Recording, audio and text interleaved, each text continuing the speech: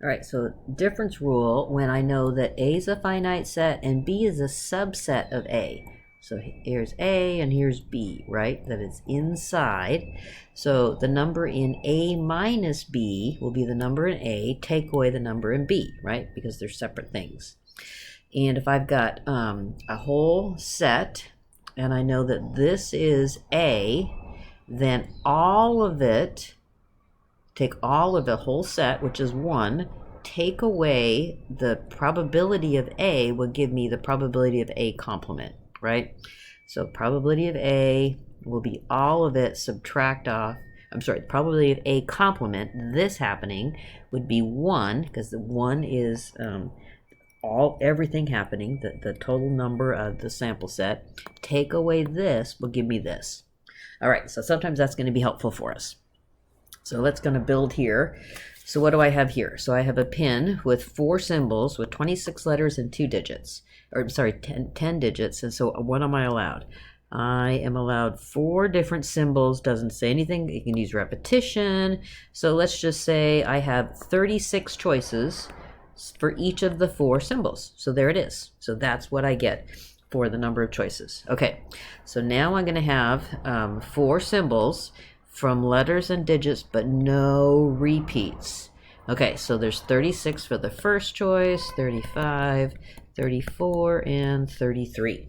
Okay, so how many symbols would there be from the letters and digits to make this pin, this 4-symbol pin, with at least 1 repeat? Okay, big star here. So what you want to do is you want to get in the habit, instead of counting all of the ways, you want to say, okay, let's take all the possibilities and subtract off no repeats.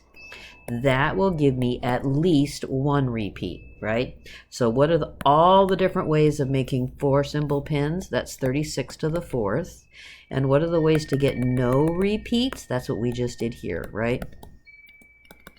34 times 33. Beautiful answer right there. Okay, so when you see this, I really want you to get in the habit of take away no repeats so that you don't make a bunch of extra work for yourself. Okay, so what does this say? Okay, if I've got 4-symbol pins, all are equally likely, what's the probability? So you're thinking fraction, that a randomly chosen pin contains at least 1 repeated symbol. So at least 1 repeat, that's what this is, right?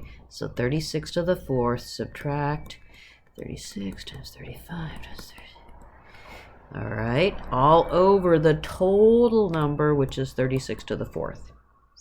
Okay, so I am going to let you do all of these because I think you'll have fun figuring it out, thinking through them all together.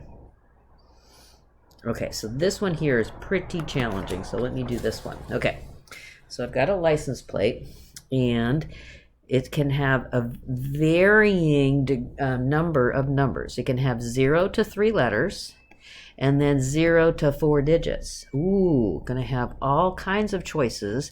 And we got the one provision, you cannot have a blank plate. Okay, so what are the choices for the letters first? So the choices for the letters would be 1 letter, which would just be the choice of, 0 letters, so that would be 1 choice for that. Or 1 letter, 26 choices for that, or 2 letters, or 3 letters. No letters, 1, 2, or 3 letters, right? So those are the choices for the letters. And I would have to multiply that by the number of digits, right? The 0 to 4 digits. So no digits, 1 digit, 2 digits, 3 digits, or 4 digits. Okay, so I do not multiply this out, obviously, but how are we going to say don't let the blank plate?